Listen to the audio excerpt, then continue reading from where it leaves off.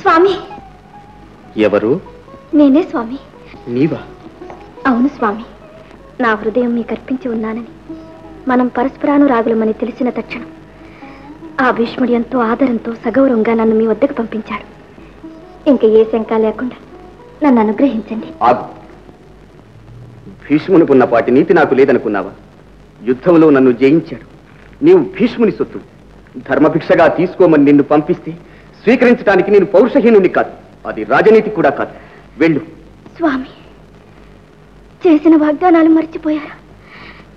ఎన్ని ఆటంకాలు వచ్చినా ఎవరు కాదన్నా మన పవిత్ర ప్రేమ ఆదర్శప్రాయంగా నిలవాలని మనం అనుకోలేదా? అంబా, అదంతా ఒక స్వప్నం. మరొక తప్పదంబా, తప్పదు.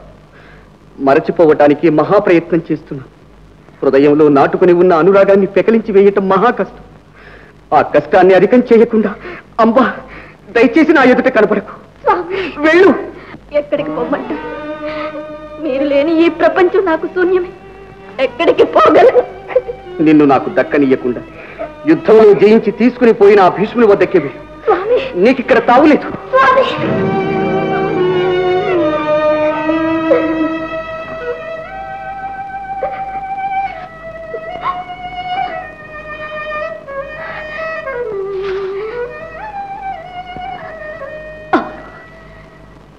భీష్ముడు మనసిచ్చిన వానికి కానీయకుండా రాక్షస పద్ధతిని తీసుకుని వచ్చిన కన్య నీవు వివాహం చేసుకోవాలని ఆ ధర్మశాస్త్రాల్లో లేదా? ఆ బాధ్యత నీకు లేదా? ఉంది.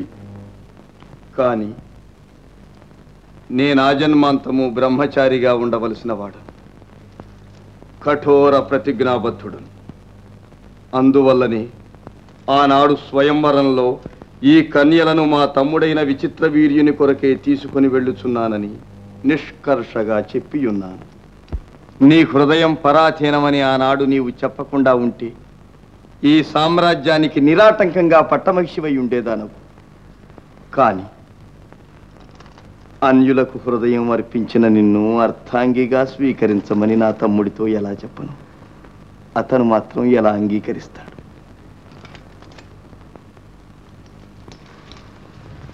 ఇది న్యాయం కాదు.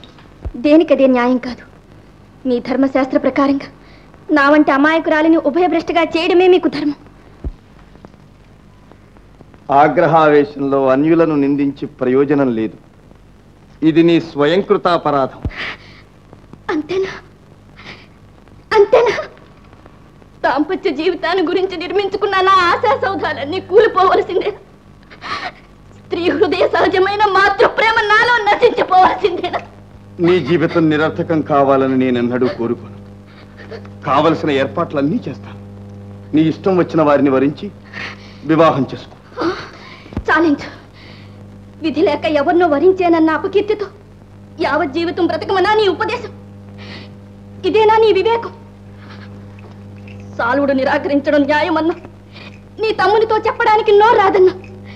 బలాత్కారంగా తెచ్చిన వాడువు కాబట్టి నీవే. అమ్మా,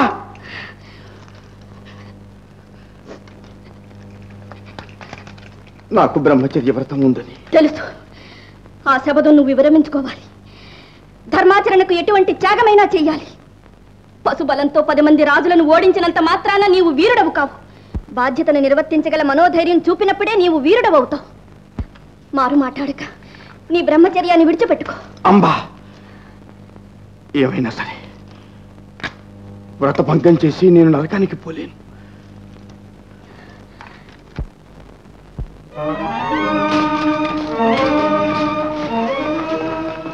భీష్మ, స్త్రీని ఉసిరి పెట్టిన పాపం ఊరికినే పోదు సుమా. నీవు చేసిన అకార్యానికి తగిన ఫలం అనుభవిస్తావు.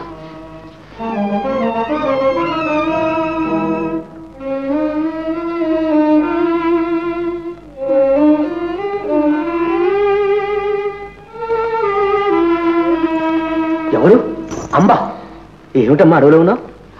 సర్వజ్ఞులు, నీకు తెలియందేముంది నా అర్థము నింద్ర. నా ఆశలు అడియాసలు చేసి నన్ను అడవిలో పాలు చేశాడు ఆ భీష్ముడు. ఎంత పని చేశాడు? సకల శాస్త్రాలు నేర్చినవాడే ఆడదానికి అన్యాయం చేస్తాడా? చేస్తాడు. తానే మనగాడనుకుంటున్నాడు. ధర్మాధర్మ విచక్షణ లేని వట్టి మొరకు. నిజం నిజం, అతనికి అలాంటి అహంభావం ఉంది. మాట వినే ఘటం కాదు, కొరకరాని కొయ్య. తగినట్టు బుద్ధి చెప్పేవాళ్ళు లేకపోతే సరి. లేకే అతని గురువు పరశురాముడు లేడు, వెళ్ళి అతన్ని ఆశ్రయించు. ఎవరి మాట కాదన్నా గురువు మాట మాత్రం భీష్ముడు అతిక్రమించలేడు. మంచి ఉపాయం చెప్పావు నారద, వారినే శరణు వేడుకుంటాను. కానీ అంబా, శిష్యుడినే దురభిమానం అడ్డొస్తుందేమో. ఎందుకైనా మంచిది ముందు అభయం తీసుకుని తర్వాత భీష్ముడి సంగతి చెప్పు. అలాగే చేస్తాను మహర్షి. నారాయణ నారాయణ. భార్గవరామ, రక్షించు దేవా, రక్షించు దేవా, రక్షించు. నీకేం భయం లేదు, అభయం ఇచ్చాను. లే తల్లి. ధన్యురాలను. ఎవరు నీవు? నీకొచ్చిన ఆపదేమిటమ్మా? నా పేరు అంబ, కాశీరాజు కుమార్తెను. దేవా, ధర్మస్వరూపులు, మీరే సెలవీయండి. స్వయంవర సభ నుండి బలాత్కారంగా తీసుకొచ్చిన కన్యను ఆ రాజకుమారుడు వివాహం చేసుకోవాలనా లేదా? విధిగా చేసుకోవాలి, అది క్షత్రియ ధర్మం. ఆ ధర్మం పాటించకుండా నన్ను నిరాకరిస్తున్నాడే. ఎవడా దుండగీడు? మహాత్మా, పేరు చెప్పిన తర్వాత ఇచ్చిన అభయదానం మర్చిపోతారేమో. వేళ తెలియక సందేహిస్తున్నావు.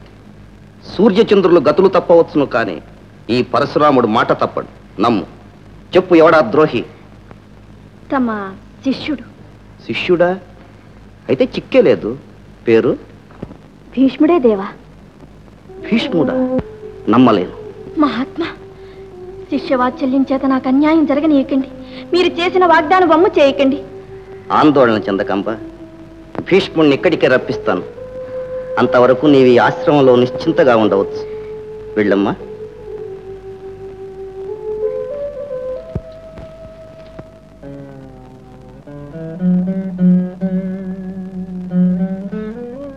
గురుత్తమ ప్రణామం. శుభం భూయాత్. గాంగేయ క్షేమమా? తమ అనుగ్రహం వల్ల. అంబా,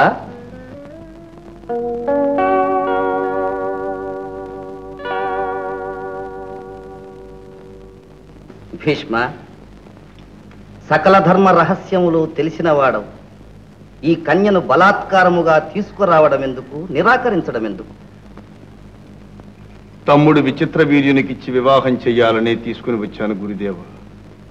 కాని అంతకు పూర్వమే ఈమె హృదయము అనురాగము వేరొకరికి అర్పించిందని విని.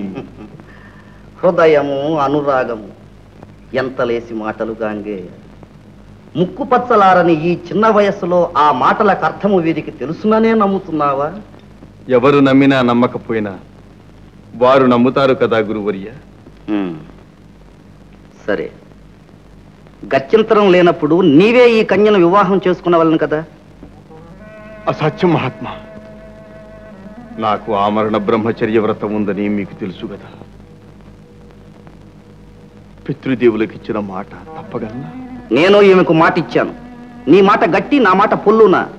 గురుత్తమ, మీరు మానవాతీత చరిత్రులు, మహిమాన్వితులు. మీరేం చేసినా చెల్లుతుంది. కాని ఆడిన మాట నిలుపుకోలేని అసమర్థుడు భీష్ముడన్న అపనింద నాకు ఆ జన్మంతా నిలిచిపోదా? గురువాజ్ఞ చెల్లించని అవిధేయుడు, అప్రాచ్యుడు అన్న అపకీర్తి మాట మారు మాట్లాడక ఈమెను వివాహం చేసుకో. అసంభవం. భీష్మ, ఇదే నేను కోరే గురుదక్షిణ. ప్రాణత్యాగానికైనా సమ్మతించగలను గాని ధర్మ విరుద్ధంగా ప్రతిజ్ఞాత్యాగం చేయలేదు. ధర్మ విరుద్ధం అవునో కాదో నిర్ధారణ చేయటానికి యుద్ధం చేయవలసి వస్తుంది. నాతో యుద్ధం చేయవలసి వస్తుంది. ఆలోచించుకో. ఆలోచించేదేముంది గురుదేవ? తప్పనిసరైనప్పుడు యుద్ధానికి ఎప్పుడూ సిద్ధంగా ఉండవలసిందని తమరే సెలవిచ్చారు. అయితే యుద్ధానికి సిద్ధపడు. ఆజ్ఞ.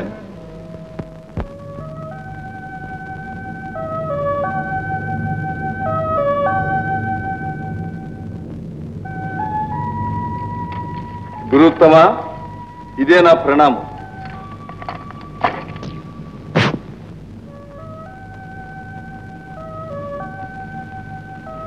ఇదే నా ఆశీర్వాద బాణం.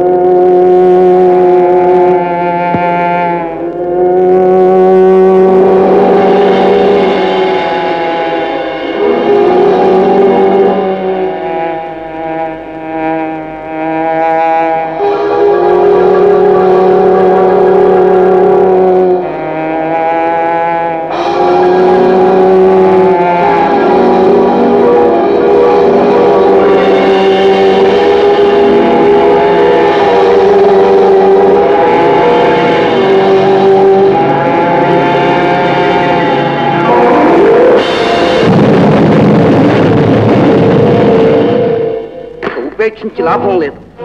ఇదే నా పర్సు, కాచుకో. ఇక శరణ్యం మీరు అనుగ్రహించిన ఈ బ్రహ్మాస్త్రమే.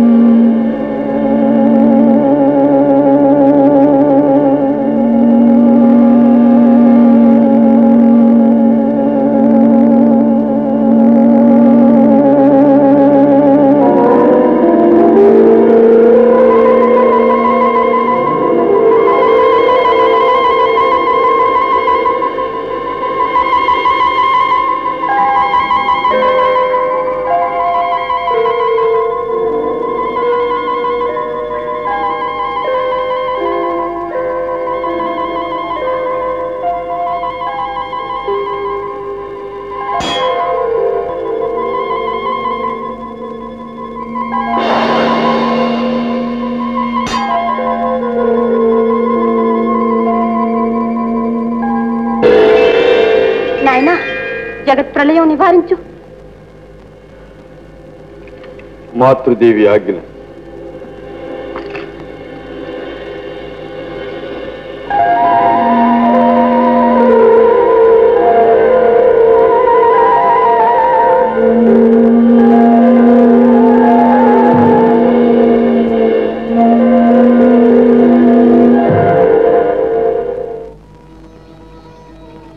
ఫలి భీష్మ, నీ వ్రత దీక్ష అమోఘమైనది. గురువును మించిన శిష్యుడు అనిపించుకున్నావు. రాజవంశములకు నేను చేసిన అవమానమంతయు నేటితో తీరిపోయినది. అంతా తమ వాత్సల్యమే మహామతి. శాశ్వత కీర్తిరస్తు. తథాస్తు.